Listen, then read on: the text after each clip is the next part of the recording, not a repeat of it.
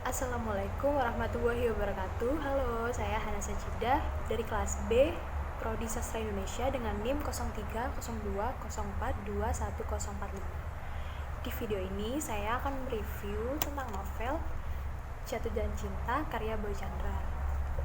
Siapa sih Boy Chandra itu? Boy Chandra itu salah satu penulis terkenal yang lahir di Parit pada tanggal 21 November 1989. Dia aktif menulis sejak tahun 2011. Buku Jatuh dan Cinta ini adalah buku ke-12 yang diterbitkan oleh Media Gita pada bulan Oktober 2017. Jumlah halamannya yakni 244 halaman. Selanjutnya, saya akan membacakan sedikit sinopsis dari novel Jatuh dan Cinta karya Boy Chandra ini. Ada banyak sekali hal yang tak bisa kuutarakan, maka kutuliskan saja. Semua perasaan yang tersampaikan, hal-hal yang mungkin terasa menyakitkan, perihal kamu dan dia yang rumit, atau catatan-catatan yang tak pernah kukirim langsung untukmu, aku tulis dalam sedihku.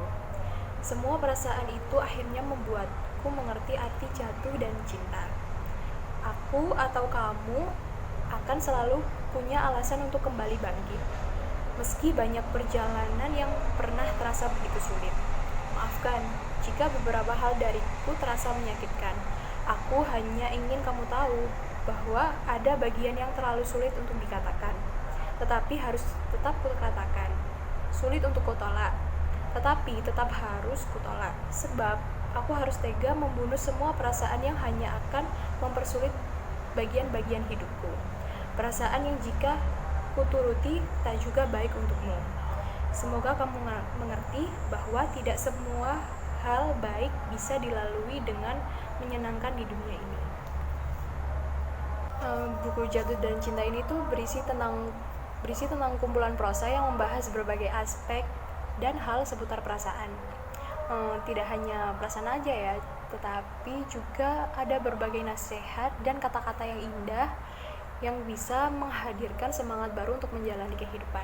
Bisa dibilang buku ini tuh bisa jadi suplemen atau penguat untuk bisa kembali menyembuhkan hati yang luka dan mengatasi bad mood yang mungkin sedang melanda.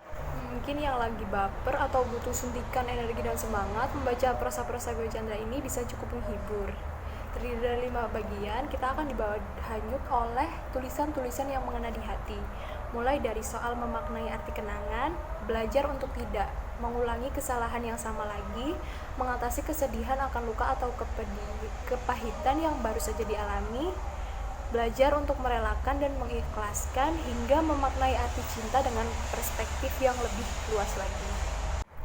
Membaca buku ini tuh harus diresapi dengan baik-baik. Isinya bukan cuma soal sepasang kasih atau hubungan percintaan antara dua orang yang berbeda jenis kelamin, tetapi lebih luas dari itu.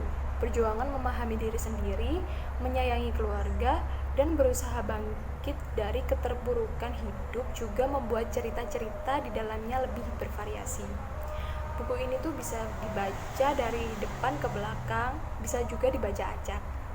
Sebenarnya akan lebih memudahkan bila disertai daftar isi, mengingat banyaknya prosa yang menarik yang ada di dalam buku ini.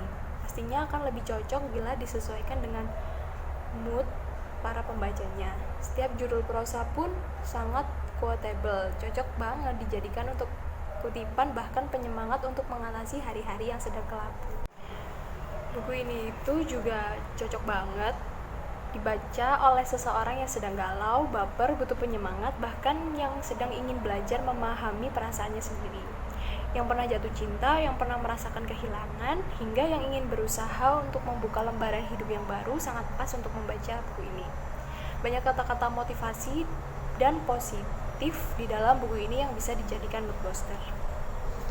Berbagai emosi dan perasaan juga dibahas di prosa-prosa Boy Chandra ini. Soal jatuh cinta, memaknai perasaan mencintai dan dicintai, mengatasi kesedihan dan kegalauan karena perpisahan atau kehilangan, juga soal pencarian makna hidup untuk mendapatkan kehidupan yang lebih baik dengan sudut pandang yang lebih positif. Diksi kumpulan prosa Jatuh dan Cinta ini sangat indah dan sangat mudah dipahami. Kita bisa langsung memahami pesan yang disampaikan. Meski ada beberapa judul yang mungkin membahas hal yang hampir mirip, tapi pemilihan kata yang baik membuat setiap judulnya jadi meninggalkan pengalaman membaca yang berbeda. Nah, lanjut saya akan membahas kelebihan dan kekurangan dari novel Boy Chandra ini. Kita bahas terlebih dahulu kelebihannya ya. Kelebihan dari novel ini itu adalah covernya itu sangat menarik dan warna covernya tidak terlalu mencolok serta sangat estetik. Bisa dilihat di sini tuh ada lukisan seorang perempuan yang tertunduk layu seolah memberitahu kita kalau cinta itu sangat menyakitkan karena didahului oleh kata jatuh. Selanjutnya itu pemilihan kata yang sederhana sehingga mudah dipahami dan menggunakan gaya bahasa yang indah bagaikan puisi. Penyisipan kutipan-kutipan di setiap pergantian bab sangat menarik sekali dan sangat disenangi oleh para pembaca. Dalam mengingat latar belakang yang merupakan pengalaman pribadi, jelas isi novel ini tuh merupakan hal yang sering terjadi bagi setiap pembaca. Sangat mudah bagi pembaca untuk merasakan menjadi bagian dalam novel ini. Novel ini tuh tidak hanya menceritakan tentang kisah percintaan saja, tetapi juga ada kisah tentang persahabatan. Ada kekurangannya juga. Kekurangannya itu alur yang ada di dalam buku ini tuh tidak jelas karena menggunakan alur campuran yang kadang membuat para pembaca itu merasa jenuh. Kisah yang terlalu singkat dan kurang membuat pembaca itu penasaran. Tak jarang para pembaca itu melewati bab tertentu yang menurutnya tidak menarik dan membuatnya jenuh serta bosan. Oh iya, sebelum mengakhiri video ini, saya akan membacakan sedikit isi dari buku ini. Saya akan membacakan bagian yang pertama. Semua yang terlambat tak seindah dulu lagi bila diulang, maka kenang sajalah. Hidup ibarat lautan, luas sekali, begitu dalam. Terima kasih sudah memandangiku hanya sebatas permukaan. Semoga saja suatu saat kamu menyadari bahwa laut ternyata bisa membuatmu tenggelam, bisa membuatmu hanyut oleh arus yang tidak terlihat di permukaan.